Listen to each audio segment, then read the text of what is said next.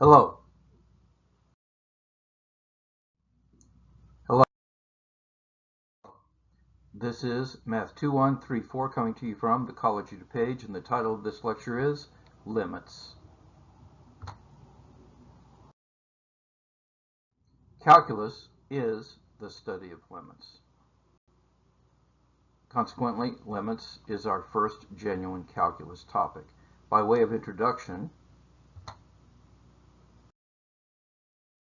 let's consider a real-life example. So suppose from data obtained in a test run on a prototype of a levitation train that moves along a straight monorail track, engineers have determined the position in feet from the origin at time t is given by the equation S is equal to f of t equal 4t squared for the first 30 seconds. Here you have a clock and a picture of the train moving along to help you think of it. Suppose we want to find the velocity at 2. This is just the velocity of it as it is shown on speedometer at that precise instant in time. Offhand, calculating this quantity appears to be an impossible task, but that is what we do in calculus. So let's talk about first the average velocity over an interval of time. For example, the average velocity over the interval from 2 to 4 is given by the change in distance divided by the change in time. The change in distance is f at 4 minus f of 2 over 4 minus 2. Plugging in the numbers, we can calculate that, find out that that distance covered over that time elapsed is 24. So that means it is 24 feet per second is the average velocity over that interval. Now we realize that we can do that over many intervals, and any interval starting with t. And t could actually be less than 2 and end at 2, or it could be greater than 2. So we're going to let t be any of these numbers, except t can't be 2 because you'd have a 0 in the denominator. And so we say, what is f of t minus f of 2 over t minus 2? We plug in numbers, and we find out that this is what we have. Again, not defined for t equal 2. So we see as we let these numbers approach 2 from the left, and as we let these numbers approach 2 from the right, the numbers get closer and closer to 16.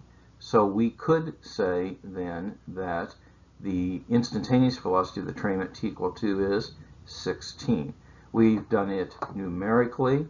We've done it, we'll do it graphically in a moment, and we'll now do it algebraically because we can factor t squared minus 4, and for t not equal to 2, these factors will cancel, so this is actually equal to this line. Let's look at a graph of that line.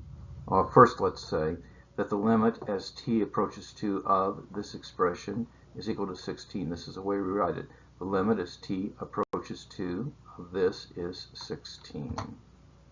Now, here's the graph. It looks like a line except at t equal 2 where it's not defined, and we have a hole in the graph because it's not defined there.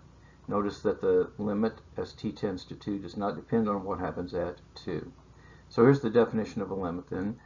The function f of x has a limit, L, as x approaches a, written the limit as x approaches a of f of x is equal to L if the value of f of x can be made as close to the number L as we please by taking x sufficiently close to, but not equal to, a.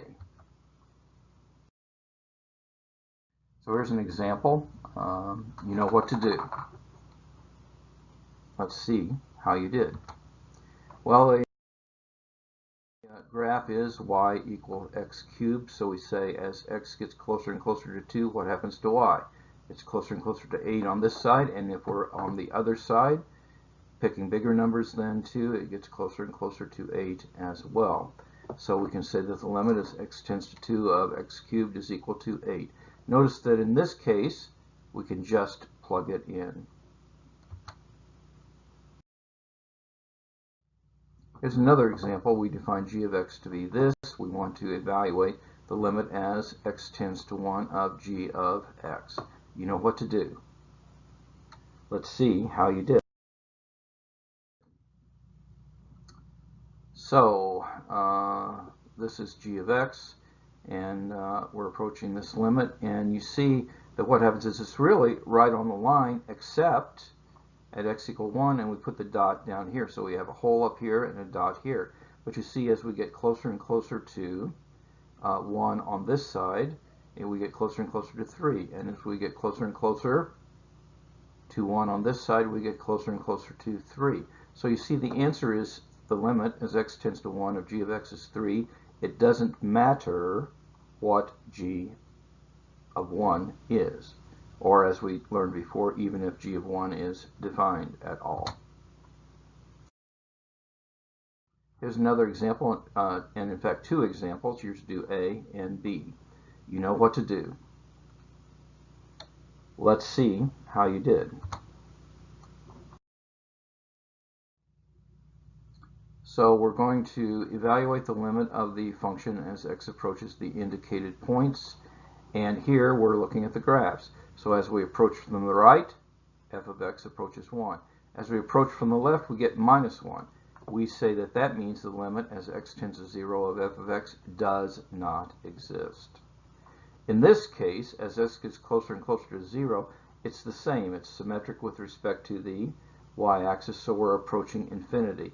Now, here's what they're saying. The limit as x tends to 0 of g of x does not exist, but what that means is the limit as x tends to 0 g of x does not exist as a real number, but since they both go up to infinity from either side, we're going to say that this means the limit as x tends to 0 of g of x is positive infinity.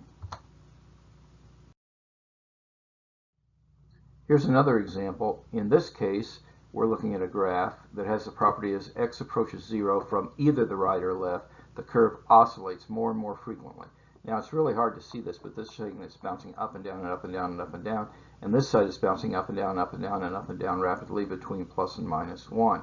So we're asking, does the limit as x tends to 0 of h of x exist? And the answer is it doesn't exist because it doesn't get close to and stay close to any number.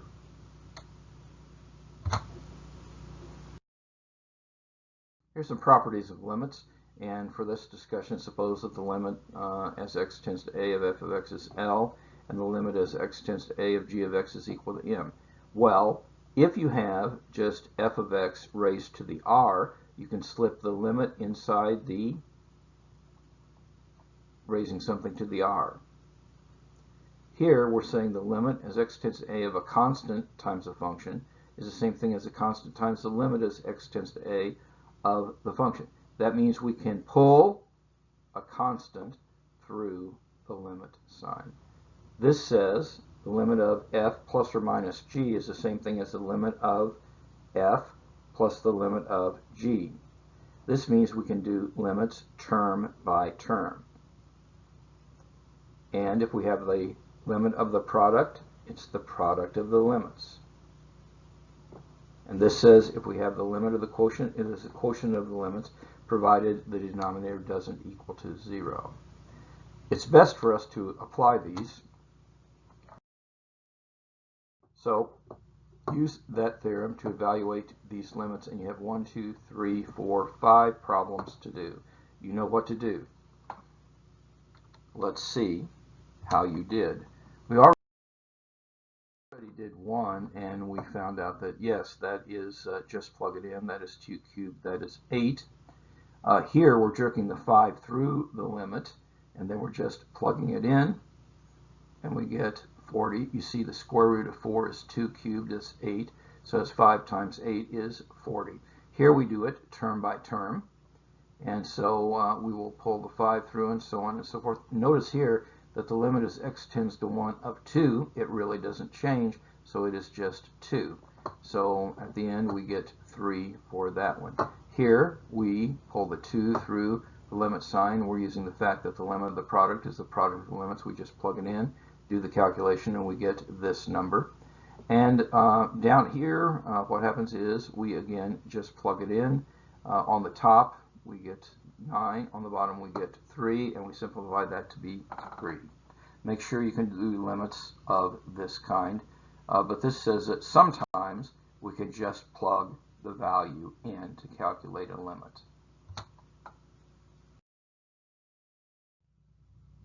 But remember, at the first example we did, we couldn't do that because if we put 2 in, we would get 0 over 0.